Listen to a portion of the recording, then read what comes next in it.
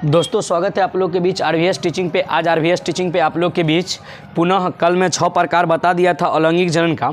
उसके बाद एक लास्ट आपका है छोटू, वो है आपका कायिक जनन। ध्यान दीजिएगा छोटू, कायिक जनन छोटू यहाँ पे एक बहुत अच्छा कॉन्सेप्चुअल क्वेश्चन बनता है कि सर जी हम तो अभी पढ़ रहे हैं अलैंगिक जनन की विधि, लेकिन हम एक चीज़ जानते हैं कि पादप में पुष्प भी एक प्रकार का जनन अंग है।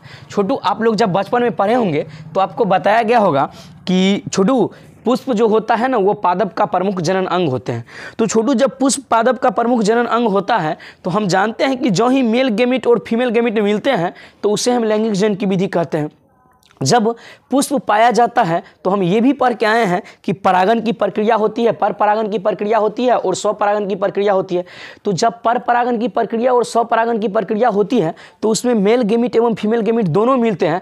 तो छोटू तो उसमें तो लैंगिक जनन की प्रक्रिया होती है, लेकिन हम तो यहाँ पढ़ रहे हैं अलैंगिक जनन की विधि, क्योंकि हम अलैंगिक जनन की विधि में अंतर्गत हम जानते हैं कि कायिक जनन होता है, लेकिन अलैंगिक जनन की विधि में एक ही जीव भाग लेते हैं। तो छोटू अगर आपको कॉन्सेप्ट याद करना है तो सीधा जानिए कि पादप में जो अलैंगिक जनन की विधि होती है ना वो कायिक जनन के द्वारा होती है, और पादप में लैंगिक जनन की जो विधि होती है ना उसमें पुष्प का योगदान होता है, परागन का योगदान होता है और पर परागन का योगदान होता है।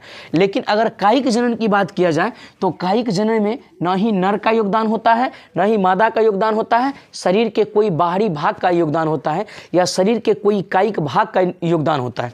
तो छोटू ध्यान दीजिएगा, अगर कायिक भाग के बारे में पूछे तो हम अलैंगिक जनन का बड़ा सिंपल सी विधि जानते हैं कि अगर एक मदर सेल है अपना, अगर वो बिना किसी अन्य के संपर्क में डॉटर सेल को दे रहा है तो वो क्या कर रहा है, कायिक प्रवर्धन, वो अलैंगिक जनन की विधि अपना रहा है। तो पादप का जो कायिक भाग है ना, पादप के कायिक भाग जड़ हो गए, तना हो गए, पत्ती हो गए, ये सभी ये फूल को छोड़कर अर्थात फूल को छोड़कर सभी भागों से अगर हम नए पादप का निर्माण करते हैं तो उसे हम कायिक जनन कहते हैं। छोटू अगर कायिक जनन की बात किया जाए ना तो कायिक जनन 2 प्रकार के होते हैं। सबसे पहला होता है छोटू अपना प्राकृतिक कायिक जनन और दूसरा होता है कृत्रिम कायिक जनन। अब बोलिएगा कि सर जी ये क्या होता है? तो देखिए कायिक जनन वैसे जनन को कहा जाता है जिनमें बिना किसी मानव के संपर्क से भी नए पादप का निर्माण हो जाता है। जैसे में अगर आप घर के अंदर आलू को रखिएगा, अगर उसमें आप सिंचाई नहीं कीजिएगा तो भी उसमें पादप का निर्माण हो जाते हैं। आप अगर प्याज को रखते हैं तो प्याज से भी आप नए पादप का निर्माण कर सकते हैं। अगर आप उसको नहीं अलग रोपिएगा ना तब पर भी उससे नए पादप का निर्माण हो जाता है। तो उसको हम क्या कहते हैं, प्राकृतिक कायिक जनन। आज हम पढ़ने वाले हैं प्राकृतिक कायिक जनन के प्रकार में। तो हम जानते हैं कि कायिक जनन प्रायः जड़ के द्वारा होता है, तना के द्वारा होता है एवं अन्य सारी विधि के द्वारा होता है। तो सबसे पहले हम जड़ के द्वारा कायिक प्रवर्धन पढ़ेंगे प्राकृतिक कायिक जनन के अंतर्गत। तो छोटू जड़ के द्वारा जो अपना कायिक प्रवर्धन होता है ना वो शकरकंद में होते हैं। सबसे पहला क्या होता है, शकरकंद। तो कोई पूछे बताइए छोटू शकरकंद का हम कौन सा भाग खाते हैं, तो शकरकंद का आप कौन सा भाग खाते हैं, जड़ खाते हैं। क्या खाते हैं, जड़ खाते हैं, क्योंकि जड़ के द्वारा क्या होता है उनमें कायिक प्रवर्धन की प्रक्रिया होती है। उसके बाद अगर कोई पूछे तो छोटू उसके बाद आपका आता है शताबर। शताबर भी एक प्रकार का फल है जिसको क्या कहते हैं, जिसका हम क्या कहते हैं, जड़ खाते हैं, और इसमें भी जड़ के द्वारा क्या होते हैं, कायिक प्रवर्धन होते हैं। उसके बाद आपका अगला आता है छोटू डहेलिया। डहेलिया का भी क्या होता है, जड़ के द्वारा कायिक प्रवर्धन होता है। इस वीडियो को आप देखिए, मैं बता दूं कि इस वीडियो से हर एक बार 2 या 3 ऑब्जेक्टिव पूछे जाते हैं। अगर आपको नहीं यकीन है तो आप क्वेश्चन में उल्टा के देखिए, आपको इस वीडियो से बहुत सारे क्वेश्चन आते हैं। और मैं ये भी बात बता देता हूं कि अगर आप कहीं पढ़े होंगे ना तो आपको ऐसा नहीं बताया गया होगा। आप ध्यान से देखिएगा, पहले वीडियो को देखिए अगर जड़ की बात किया जाए ना तब प्राकृतिक कायिक जनन के द्वारा अगर जड़ की बात किया जाए तो इसमें शकरकंद में होता है, शतावर में होता है और डहेलिया में होते हैं। उसके बाद अगर तना की बात किया जाए ना तो तना में 2 तरीके से क्या होते हैं, कायिक प्रवर्धन होते हैं। सबसे पहले तना 2 प्रकार के पाए जाते हैं। सबसे पहला तना होता है छोटू भूमिगत तना और दूसरा होता है अर्धवायवीय तना। अर्धवायवीय तना, भूमिगत तना कहने का मतलब कि वैसे तना जो तना मिट्टी के अंदर ही रहते हैं उसे हम क्या कहते हैं, भूमिगत तना। यानी भूमि के अंदर जिस तना का विकास होता है उसे हम क्या कहते हैं, भूमिगत तना। और जबकि अर्धवायवीय, आधा भाग मिट्टी में रहता हो और आधा भाग बाहर में रहता हो, वायुमंडल में रहता हो, तो उसको हम क्या कहते हैं, अर्धवायवीय तना। तो छोटू सबसे पहले समझते हैं भूमिगत तना के बारे में। यानी कहने का मतलब इसका तना कहाँ रहेगा, भूमि के अंदर रहेगा और उसी का कायिक भाग के द्वारा हम नए पादप का निर्माण करेंगे। तो छोटू इसमें से सबसे पहला आपका आता है तना के बारे में, भूमिगत यानी तना के भूमिगत तना की प्रकार के बारे में बात किया जाए तो भूमिगत तना का 4 प्रकार होता है। देखिएगा, सबसे पहले अगर कायिक जनन की प्रकार की बात किया जाए तो कायिक जनन 2 प्रकार के, पहला प्राकृतिक कायिक जनन, दूसरा कृत्रिम कायिक जनन। प्राकृतिक जनन में अगर बात की जाए किन किन विधियों के द्वारा प्रजनन की प्रक्रिया होती है, तो जड़ के द्वारा होती है, तना के द्वारा होती है। तो तना के बारे में पूछा जाए तो तना 2 प्रकार के, पहला भूमिगत तना और दूसरा अर्धवायवीय तना। और भूमिगत तना की अगर बारे में बात किया जाए ना तो भूमिगत तना 4 प्रकार के होते हैं। ये है आपका पहला, ये है आपका दूसरा, ये है आपका तीसरा और ये आपका क्या है, चौथा। पहला जो भूमिगत तना होता है वो होता है आपका कंद, दूसरा होता है प्रकंद, तीसरा होता है धनकंद और चौथा होता है सलकंद। सबसे ज़्यादा क्वेश्चन सलकंद से पूछे जाते हैं।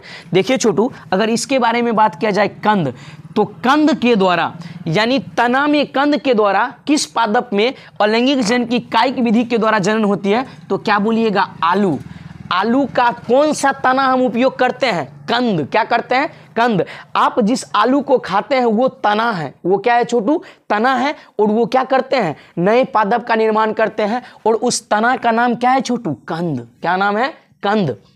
उसके बाद अगला देखिएगा, अगला है आपका प्रकंद। क्या है छोटू, प्रकंद। अब ये क्या होते हैं, ये भी एक प्रकार का तना है। जैसे में आप अदरक देखे होंगे, हल्दी देखे होंगे, दोनों की समानता पाई जाती है। तो कोई पूछे अदरक का कौन सा भाग खाते हैं, तो तना खाते हैं। तना में कौन सा तना खाते हैं, तो प्रकंद खाते हैं। आलू में कौन सा तना खाते हैं, तो कंद खाते हैं। उसके बाद अगला कोई पूछे धन कंद के बारे में अगर पूछे तो धन कंद में सबसे पहला आता है आपका अरबी, दूसरा होता है जीवी कंद और तीसरा आता है बांदा और चौथा आता है कैसर। कैंसर नहीं छोटू, कैसर।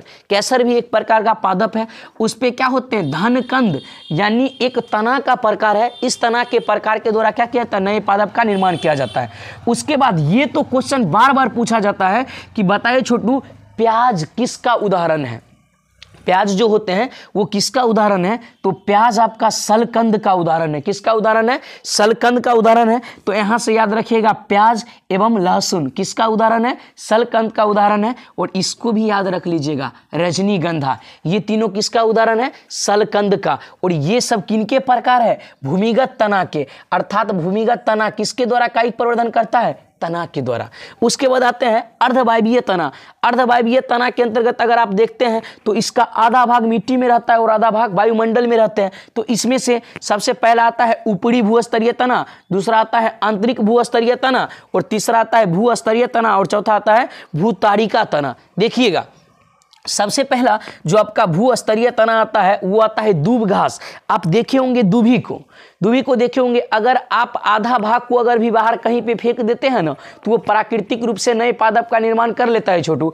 तो यही क्या है आपका दूब घास। उसके बाद एक पौधा होता है खट्टी बुट्टी का पौधा। उसके बाद एक पौधा होता है जिसका नाम है सेंटेला। इसमें अर्धवायवीय तना के अंतर्गत ऊपरी भूस्तरीय तना के द्वारा नए पादप का निर्माण होता है। उसके बाद अगला है ऊपरी भूस्तरीय तना। ऊपरी भूस्तरीय तना की बात किया जाए छोटू तो ऊपरी भूस्तरीय तना में आपका आता है पुदीना और गुलदाहादी, ये एक पादप है। उसके बाद अगर बात किया जाए छोटू तो अंतः भूस्तरीय तना में ऊपरी यानी कहने का मतलब भूस्तरीय तना में आते हैं, यानी सब पूरा का पूरा भाग उसका ऊपर ही पाया जाता है, संपूर्ण विकास होता है, जो कि आता है आपका स्ट्रॉबेरी। स्ट्रॉबेरी एक प्रकार का ऐसा पादप है छोटू जिसमें अनावृत बीज पाए जाते हैं, अर्थात फल के बाहर बीज पाए जाते हैं। आप ये चीज़ 9th में पढ़े होंगे।